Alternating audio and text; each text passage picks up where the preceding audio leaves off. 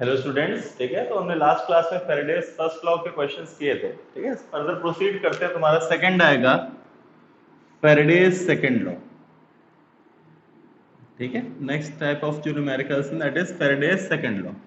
अब Faraday's second law तुम्हारा कुछ नया नहीं है, it is derived from first law.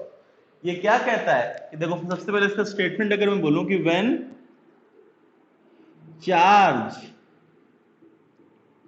is constant, when charge is constant, the ratio of weight deposited of two substance is in the ratio of their equivalent weights, is in the ratio of their equivalent weights। देखो ध्यान से, अब क्या है कि जैसे मान लो substance 1 है और एक सब्सटेंस 2 है, ठीक है। तो मैंने क्या बोला, W1 is equals to Z1 into I into Z1 into Q, और W2 is equals to Z2 into Q. दोनों में चार्ज कांस्टेंट है, Q दोनों में कांस्टेंट है, तो मैं क्या बोल सकता हूं कि W1 upon Z1 is equals to W2 upon Z2। Clear है कि नहीं क्लियर है? तो अगर मैं इसको फर्दर लिखूं तो मैं क्या बोल सकता हूं, W1 upon W2 is equals to Z1 upon Z2। Z1 क्या होगा, E1 अपॉन 96500, और Z2 क्या होगा, E2 अपॉन 96500। ये कट जाएगा तो डायरेक्टली तुम्हारा क्या आ जाएगा, W1 upon W2 is equals to E1 upon E2, या फिर इसको मोलर मास के टर्म्स में लिखें तो W1 upon W2 is equals to M1 upon N1 और M2 अपॉन। क्लियर है कि नहीं क्लियर है? ठीक है, कोई नया लॉ नहीं है, सिर्फ डिराइव फ्रॉम फर्स्ट लॉ ही है कि अगर चार्ज कांस्टेंट है then ratio of weights will be equal to their ratio of their equivalent weights. ठीक है, आया समझ में? ठीक है, तो इसको लिख लो, फिर इसके बाद इस पे कुछ क्वेश्चंस करते हैं। इसको लिखो, पहले इसको लिख लो, फिर इसके बाद इस वीडियो पॉज करके लिख लो, फिर इसके बाद 2 4 5 क्वेश्चन करेंगे इसमें। जैसे फर्स्ट क्वेश्चन लिखो, two cells are connected in series, two cells are connected in series। अच्छा, अगर दो सेल सीरीज में कनेक्टेड होंगे तो उनमें करंट सेम होगा, और करंट अगर सेम अमाउंट ऑफ टाइम में गया तो चार्ज भी क्या हो जाएगा, सेम। तो two cells are connected in series का मतलब क्या है कि उनमें जाने वाला करंट सेम, और सेम अमाउंट ऑफ टाइम तक अगर सेम करंट गया तो चार्ज भी जाने वाला क्या है, सेम। ठीक है, तो two cells are connected in series, one contains aqueous CuSO4 and other contains aqueous AgNO3। One contains aqueous CuSO4 and other contains aqueous AgNO3 if 63.5 grams of Cu is deposited, if 63.5 grams of Cu is deposited in first cell, then find the mass of Ag deposited in second cell। ठीक है, then find the mass of Ag deposited in second cell। ठीक है, तो देखो, तुम्हें Faraday's second law ना भी आता हो तब भी ये सब कर डालोगे। ठीक है, तुम फैराडेज सेकंड लॉ तो फैराडेज फर्स्ट लॉ से है, अगर मान लो तुम्हें सिर्फ फर्स्ट लॉ पता होता तब भी तुम करते। तुम्हें बस क्या पता है कि अगर सीरीज में कनेक्टेड है तो इन दोनों में चार्ज क्या आएगा, सेम है। तो एक बार मैं फैराडेज फर्स्ट लॉ से करूंगा और एक बार मैं सेकंड लॉ से करूंगा, तुम्हें जो कंफर्टेबल लगे उससे करना। कि अगर मैं बोलूंगा फर्स्ट सेल के लिए, मैं बोल सकता हूं WCU is equals to 63.5 divided by 96500 into 2, क्योंकि ये Cu2 प्लस 2 इलेक्ट्रॉन के Cu होगा, इंटू Q।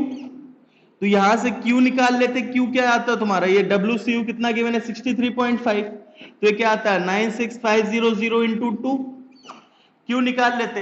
अब Q अगर निकल के आ गया तो तुम सेल 2 पे लगा दो, सेल 2 पे तुम क्या लगाओगे, WAG is equals to 108 divided by 1 into 96500 into Q, तो क्यू कितना है 96500 इंटू, या तो फेरेडेस फर्स्ट लॉ से भी हो जाएगा, सेकंड लॉ से भी हो जाएगा। सेकंड लॉ में क्या बोल देंगे हम लोग डायरेक्टली WCU अपॉन WAG, क्योंकि Q सेम है तो WCU upon WAG is equals to ECU upon EAG, मतलब 63.5 upon WAG is equals to ECU मतलब 63.5 डिवाइडेड बाय 2 और EAG मतलब 108 डिवाइडेड बाय, क्लियर है कि नहीं क्लियर है?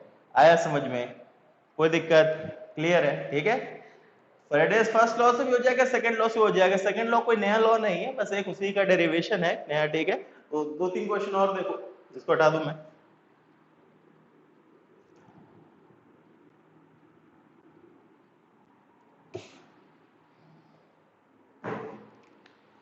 तो जैसे अगर तुमसे बोला जाए, मैं लिख रहा हूं 3 रिएक्शन है, Cu2+ 2 electron gives Cu, Ag++ electron gives Ag और Al3++ 3 इलेक्ट्रॉन गिव्स Al, ठीक है।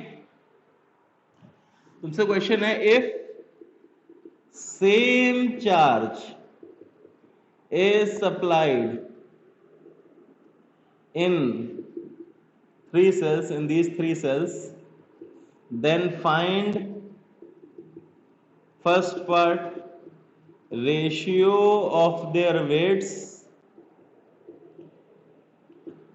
second part ratio of moles, third part ratio of their equivalents। करो एक बार। तो मैं क्या बताया, 3 सेल है, ये सेल 1, ये सेल 2 और ये सेल 3, तीनों में सेम चार्ज सप्लाई किया गया, लेट मान लो Q। तो first part ratio of weight, second part ratio of moles, third part ratio of equivalents, ठीक है। देखो वेट निकालने के लिए बोल सकता हूं W1 is to W2 is to W3 is equals to E1 is to E2 is to E3। Clear है कि नहीं क्लियर है? आया समझ में? क्योंकि Q अगर सेम है तो तुम्हारा ratio of weights will be equal to the ratio of equivalent weights. तो E1 कितना आएगा दोस्त, इसका कितना आएगा 63.5 divided by 2 is to 108 divided by 1 is to 27 divided by 3। ये किसका आ गया है, ratio of their what weights, first part. अब रेशियो ऑफ मोल्स निकालना है, तो देखो रेशियो ऑफ वेट्स अगर आ गया तो रेशियो ऑफ मोल्स अगर निकालना, तो देखो W में W1 is to W2 is to W3, इसको मैं ऐसे लिखता हूं is equals to M1 by N1, M2 by N2, M3 by N3। M इधर ले जाओ तो W1 by M1 is to W2 by M2 is to W3 by M3 is equals to 1 by N1 is to 1 by N2 is to 1 by N3। ये क्या बन गया N, तो क्या आ जाएगा N1 is to N2 is to N3 is equals to, इसका N1 कितना, पहली वाली का 2, दूसरी वाली का 1, तीसरी वाली का, क्लियर है कि नहीं क्लियर है? और लास्ट में रेशियो ऑफ देयर इक्विवेलेंट्स अगर मुझे निकालना है, तो रेशियो ऑफ इक्विवेलेंट्स तो तुम्हारा W1 is to W2 is to W3, E1 is to E2 is to E3। Equivalents निकालने के लिए क्या होता है, W1 upon E1 is to W2 upon E2 is to W3 upon E3 is equals to 1 is to 1 is to 1। तो ये क्या हो जाएगा, equivalents 1 is to equivalents 2 is to equivalents 3 is to 1 is to 1 is to। समझ में आया? Clear है कि नहीं क्लियर है? ठीक है। अब इसमें एक स्टेटमेंट आता है, बताना है ट्रू है कि फॉल्स। दो स्टेटमेंट लिखूंगा।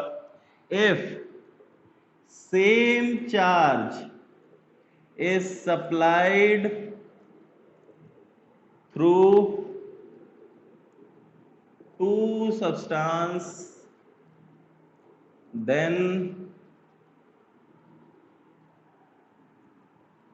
first part ratio of their moles is, then first part their moles deposited are same, second their equivalents deposited are same. बताओ इन दोनों में से कौन सा ट्रू है कौन सा फॉल्स? दोनों ट्रू की दोनों फॉल्स। तो ध्यान दो इनके मोल्स का रेशियो क्या आ रहा था इस वाले क्वेश्चन में जब हमने किया तो 1:2, 2:1:1:1:3। अगर मैं सिंपलेस्ट में करूंगा तो क्या आ जाएगा 3:6:2, ये आएगा। 6 से मल्टीप्लाई कर देंगे। क्या मोल्स का रेशियो सेम है? मतलब मोल्स का रेशियो 1:1 है? नहीं। तो मोल्स क्या डिपॉजिटेड विल बी सेम, ये स्टेटमेंट क्या है? फॉल्स। लेकिन सेकंड स्टेटमेंट इक्विवेलेंट्स का रेशियो देखो 1:1:1, मतलब देयर सेकंड स्टेटमेंट क्या हो जाएगा? समझ में आया? क्लियर है कि नहीं क्लियर है? ठीक है। तो ये फर्स्ट सिंपल टाइप के क्वेश्चंस आते हैं। अब एक दो क्वेश्चंस और करो, ठीक है। इसको हटा दे रहा हूं मैं। देखो अब एक दो क्वेश्चंस करा रहा हूं मैं, बहुत ही अच्छे टाइप के हैं, ठीक है। स्पेशल टाइप के क्वेश्चंस हैं, कठिन नहीं है, बस दिमाग वाले हैं, ठीक है। आया समझ में? बहुत हाई लेवल के एग्जाम्स में आते हैं। तो जैसे फर्स्ट क्वेश्चन देखो, मैंने क्या बोला? क्वेश्चन है एक सेल है,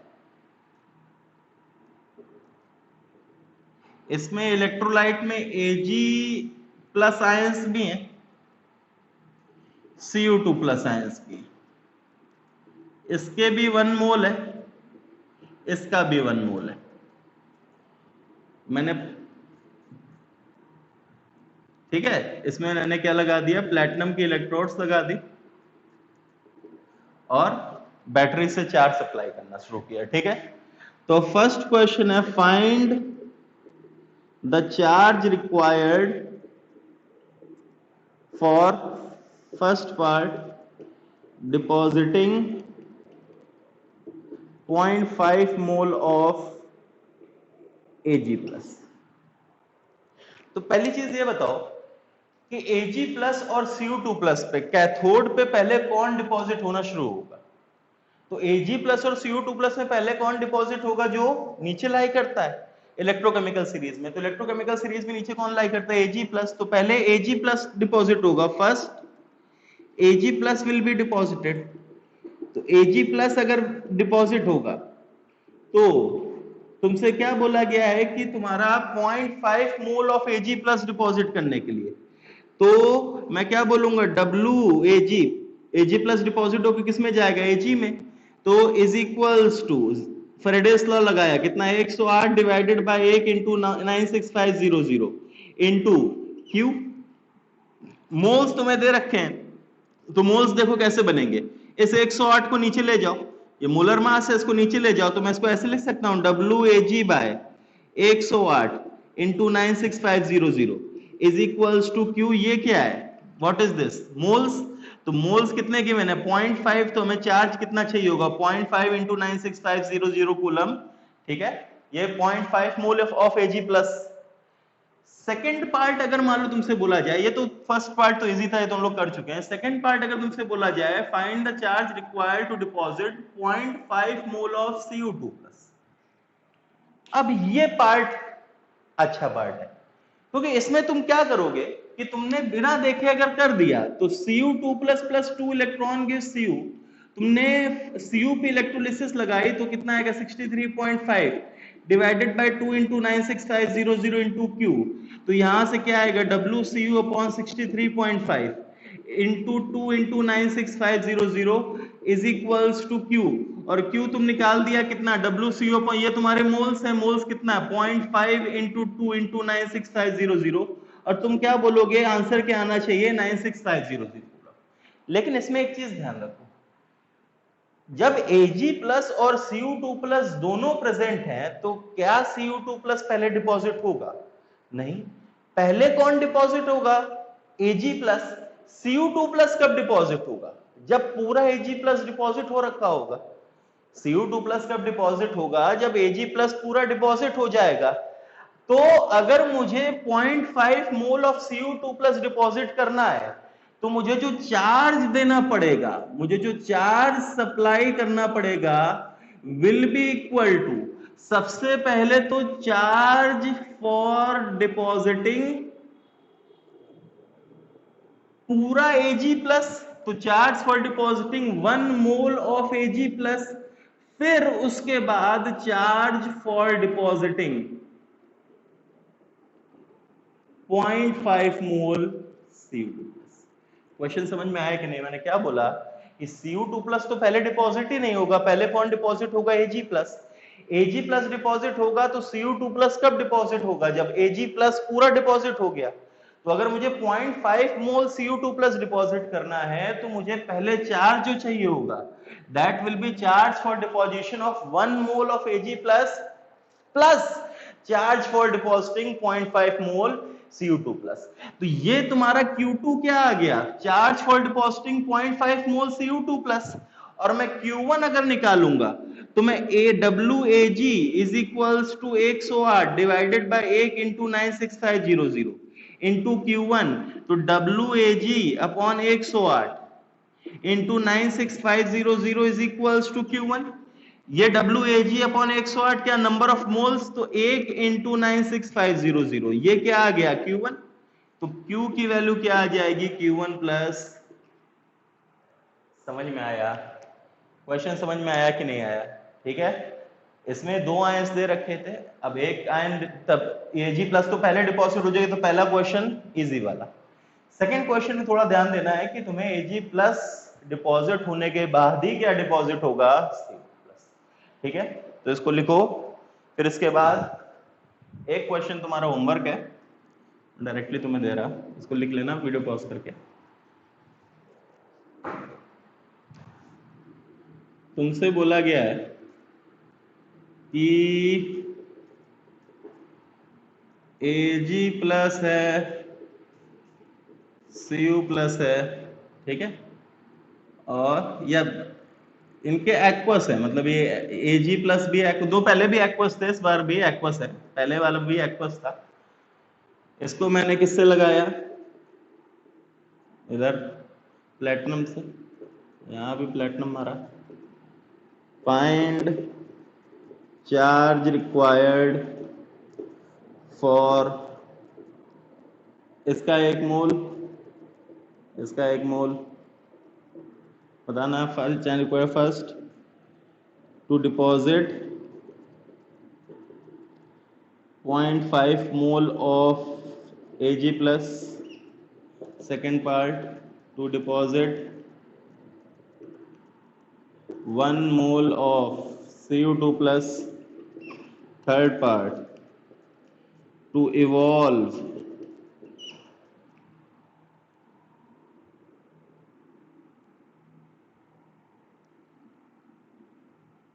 11.2 liters of H2 at STP at cathode। ढंग से करना, ध्यान से, ठीक है। एक बार खुद से सोचना कि थर्ड वाला पार्ट है, ऊपर वाले दो हो जाएंगे, थर्ड वाला क्या? अब H2 कहां से इवॉल्व होगी? H2 इवॉल्व होगी वाटर के रिडक्शन से। वाटर का रिडक्शन कब होगा? इसके और इसके बाद। समझ में आया? तो पहले ये करोगे, फिर ये करोगे, फिर इसके बाद क्या आने लगेगा? वाटर। क्लियर है कि नहीं क्लियर है? समझ में आया? ठीक है, हटा दो इसको। ठीक है, ये क्वेश्चन तुम्हें करना है। ठीक है, अब एक चलो क्वेश्चन और लिखो। क्वेश्चन है, arrange the following ions in the order of deposition on cathode in molten solutions.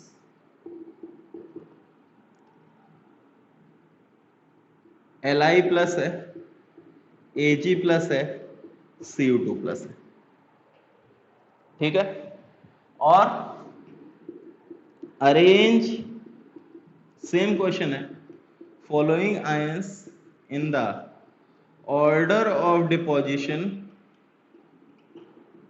On cathode in aqueous solution. फिर से Li प्लस है, Ag प्लस है, Cu2 प्लस। तो क्वेश्चन ध्यान दो, क्वेश्चन में तुमसे क्या बोला गया? इनको ऑर्डर ऑफ डिपोजिशन, कैथोड पे कौन डिपॉजिट होगा सबसे पहले उस ऑर्डर पे करना है। तो कैथोड पे कौन डिपॉजिट होता है? जो इलेक्ट्रोकेमिकल सीरीज में नीचे लाई करता है। तो मैं मतलब बोलूंगा इन सब में सबसे पहले कौन डिपॉजिट होगा, Ag+, फिर कौन होगा Cu2+, फिर कौन होगा Li+, तो ऑर्डर ये आ जाएगा। ठीक है, इसमें कोई दिक्कत नहीं थी, बात आती है यहाँ पे। अब जब ये क्वेश्चन है तो फिर से सबसे पहले Ag+ और फिर Cu2+, लेकिन Li+ नहीं आएगा, क्योंकि Li+ के डिपॉजिट होने से पहले ही तुम्हारा किसका रिडक्शन शुरू हो जाएगा, वाटर का, तो Li+ डिपॉजिट नहीं होगा। ये चीज ध्यान रखना, अगर मोल्टेन सॉल्ट्स है तो मोल्टेन में तो वाटर होता ही नहीं है, तो पहले ये होगा, फिर ये होगा, फिर ये होगा। लेकिन अगर एक्वस सोल्यूशन है तो एक्वस सोल्यूशन में Ag+ और Cu2+ तो पानी के नीचे लाई करते हैं, तो वो तो डिपॉजिट हो जाएंगे, लेकिन Li+ डिपॉजिट नहीं होगा, क्योंकि उसके डिपॉजिट होने से पहले ही किसका रिडक्शन शुरू हो जाएगा, वाटर का। इसलिए इसमें सिर्फ ऑर्डर क्या आएगा, Ag+ और Cu2+ के बीच में। समझ में आया? क्लियर है कि नहीं क्लियर है? ठीक है, एक लास्ट टाइप के क्वेश्चंस आते हैं।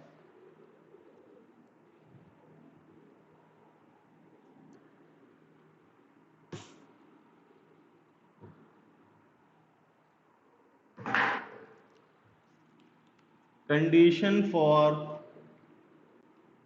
Simultaneous deposition.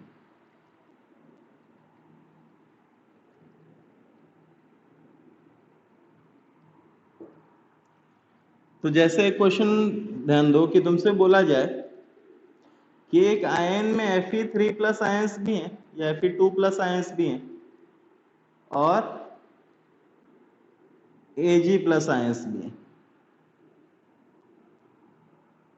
या Cu2+ आयंस भी हैं और Ag+ आयंस भी हैं। इसको मैंने कनेक्ट किया भाई प्लेटिनम रॉड्स की मदद से एक बैटरी से, और तुमसे इसमें क्या बोला गया, find condition for simultaneous deposition. Simultaneous deposition का मतलब क्या है कि दोनों साथ साथ डिपॉजिट। तो अब देखो एक बार ध्यान से समझो। नॉर्मली अभी तक हम लोगों ने जो पढ़ा उससे क्या पढ़ा कि कौन डिपॉजिट होगा, Ag+। क्यों डिपॉजिट होगा, क्योंकि वो इलेक्ट्रोकेमिकल सीरीज में नीचे लाई करता था। इलेक्ट्रोकेमिकल सीरीज में नीचे लाई करने का मतलब क्या है कि उसका रिडक्शन पोटेंशियल क्या था, स्टैंडर्ड रिडक्शन पोटेंशियल क्या था, ज्यादा था। तो बिना कुछ गिवन है क्वेश्चन में तो स्टैंडर्ड की बात आ गई। लेकिन अगर मान लो मुझे क्वेश्चंस में इनकी कंसंट्रेशन C1 और C2 दे दी गई, अब ध्यान रखो कंफ्यूज नहीं होगे, तुम्हारा अगर अलग से स्टैंडर्ड के अलावा और कुछ कंपेयर करने को आएगा तो वो सिर्फ इसी टाइप का क्वेश्चन पड़ता है, साइमल्टेनियस डिपोजिशन का। उसके अलावा हर जगह तुम वही चीज जो अभी तक कंपेयर करते आ रहे हैं कि जो इलेक्ट्रोकेमिकल सीरीज में नीचे लाई किया वो पहले डिपॉजिट होगा। ठीक है, तो तुमसे क्या बोला गया, मेन बात तो क्या होती है, स्टैंडर्ड रिडक्शन पोटेंशियल तो सिर्फ स्टैंडर्ड कंडीशंस पे वैलिड है, उसके अलावा जो चीज वैलिड है दैट इज रिडक्शन पोटेंशियल। तो अगर मैं Cu2+, अगर मैं बात करूं कि Cu2+ plus 2 electron gives Cu, इसका मैं E लिखूं, E is what, reduction potential. तो ये क्या आएगा, E0 Cu2+ से Cu minus 0.059 by 2 log 1/Cu2+। और Fe2+ plus 2 electron gives Fe का अगर मैं लिखूंगा तो मैं क्या लिखूंगा, E Fe2+ से Fe is equals to E0 Fe2+ से Fe minus 0.059 by, sorry Fe कहां से आ गया, जो तुम्हारा Ag+ था, Ag+ plus electron gives Ag, तो ये क्या आ गया, Ag+ से Ag is equals to E0 Ag+ से Ag minus 0.059 by 1 log 1/Ag+। Clear है? अगर मैं बोला कि कंडीशन फॉर साइमल्टेनियस डिपोजिशन मुझे बोलना है, तो मैंने क्या बोल दिया कि साइमल्टेनियस डिपोजिशन तब होगा जब दोनों का रिडक्शन पोटेंशियल क्या हो जाए, बराबर। मतलब ECU2+ से Cu should be equals to EAG+ से Au। ध्यान रखो मैंने बोला है कि रिडक्शन पोटेंशियल बराबर, स्टैंडर्ड कभी बराबर नहीं हो सकता, क्योंकि स्टैंडर्ड तो सिर्फ कब डिफाइंड है, स्टैंडर्ड कंडीशंस पे, वहां कंसंट्रेशन ऑफ Cu2+ और Ag+ 1 ही होगी। क्या बराबर किया है, देयर रिडक्शन पोटेंशियल। मतलब क्या है कि E0 Cu2 plus Cu is minus 0.059 by 2 log 1 upon Cu2 plus is equals to E naught Ag plus Ag minus 0.059 by 1 log 1 upon Ag plus। तो Ag plus और Cu2 plus की एक condition आएगी जिसमें तुम्हारा कंसेंट्रेशन की एक ratio आएगा जिसमें तुम्हारा इनका स्टैंडर्ड रिडक्शन पोटेंशियल क्या हो जाएगा, सॉरी इनका रिडक्शन पोटेंशियल क्या हो जाएगा, बराबर। क्वेश्चन समझ में आया? मतलब क्या था कि दो आयंस हैं, उनका साइमल्टेनियस डिपोजिशन कराना है, मतलब उनका रिडक्शन पोटेंशियल क्या हो, सेम। कौन सा पोटेंशियल? रिडक्शन, स्टैंडर्ड नहीं। स्टैंडर्ड कभी सेम नहीं हो सकता दो का, ठीक है, वो डिफाइंड है स्टैंडर्ड कंडीशंस में। तो मैंने इसका रिडक्शन पोटेंशियल लिखा, इसका रिडक्शन पोटेंशियल लिखा। कंडीशन फॉर साइमल्टेनियस डिपोजिशन दोनों के रिडक्शन पोटेंशियल को क्या कर दिया। क्लियर है? एक क्वेश्चन करो, इसको लिख लो, फिर इसका एक क्वेश्चन करो। यहां मैं लिख दे रहा हूं ई नॉट Fe3 प्लस से Fe तुम्हें गिवन है -0.5 volts, E not Cu2 plus से Cu गिवन है 0.3 volts. Find concentration of Cu2 plus upon concentration of Fe3 plus ratio for simultaneous deposition, for simultaneous deposition।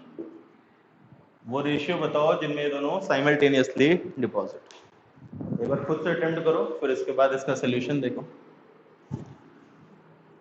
तो मैं क्या बोलूंगा, देखो मैं क्या बोलूंगा, सबसे पहले Cu2 प्लस से Cu के लिए मैंने क्या बोला कि E Cu2 प्लस से Cu is equals to E naught कितना है 0.3 minus 0.059 by 2 log 1 upon Cu2 plus,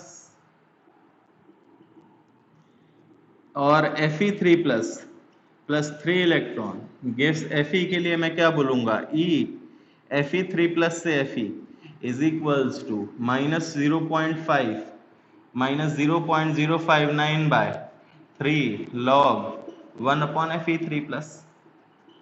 clear है? अब इनको साइमल्टेनियसली डिपॉजिट कराना है, तो साइमल्टेनियसली डिपॉजिट कराना है तो मैं क्या बोल सकता हूँ, E Cu2 प्लस से Cu will be equals to E Fe3 plus से Fe, मतलब क्या 0.3 माइनस 0.0659, चलो 59 by 2 log 1 upon Cu2 plus is equals to -0.5 minus 0.059 by 3 log 1 upon Fe3 plus. ठीक है, इसको सॉल्व कर लेना, वो तुम्हारा रेशियो आ जाएगा। ठीक है, सॉल्व नहीं कर रहा हूँ, उसको तुम आगे सॉल्व कर देना, ये प्लस 0.8 हो जाएगा और ये उधर जाके कुछ होगा। ठीक है, वो अपने आप ध्यान देना। ठीक है, वो मैं सॉल्व नहीं कर रहा हूँ अलग से। ठीक है, क्लियर है? समझ में आया कि नहीं आया? ठीक है, तो ये तुम्हारे फैराडे सेकंड लॉ तक के क्वेश्चंस थे। ठीक है, आया समझ में? इसको रिवाइज करो। Thank you.